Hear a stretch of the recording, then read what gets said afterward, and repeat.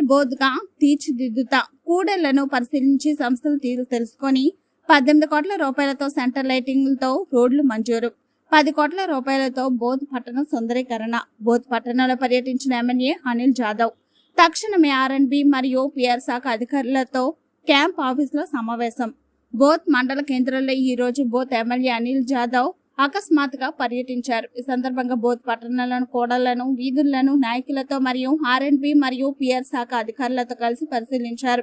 కాలనీలో గల బీడీ కార్మికులు, స్థానికులతో ఎమ్మెల్యే ముచ్చటేస్తూ సమస్యలు అడిగి తెలుసుకుంటూ పర్యటించారు.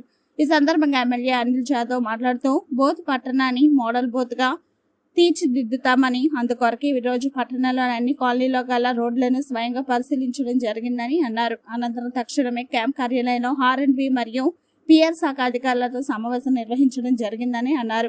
10 కోట్ల రూపాయలతో త్వరలోనే రోడ్లు నిర్మిస్తామని మరియు 18 కోట్ల రూపాయలతో సెంటర్ లైటింగ్ తో సుందరీకరణ కొరకు సైతం పాటు పడతాం.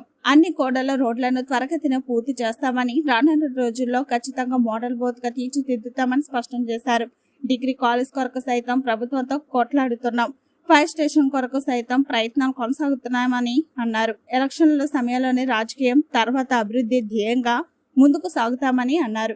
ఈ కార్యక్రమంలో ఆర్ఎండ్బి శాఖ డిగి అరవింద్, పిఆర్ డిగి ధర్మేందర్, ఏఈ చంద్రశేఖర్, బీఆర్ఎస్ బోధ్ పట్టణ అధ్యక్షులు అల్లంకొండ ప్రశాంత్, మాజీ సర్పంచ్ శ్రీధర్ రెడ్డి, రైతు సంఘ అధ్యక్షుడు బొడ్డు శ్రీనివాస్, మాజీ సర్పంచ్లు, మాజీ ఎంపీటీసీలు, బీఆర్ఎస్ నాయకులు పాల్గొన్నారు.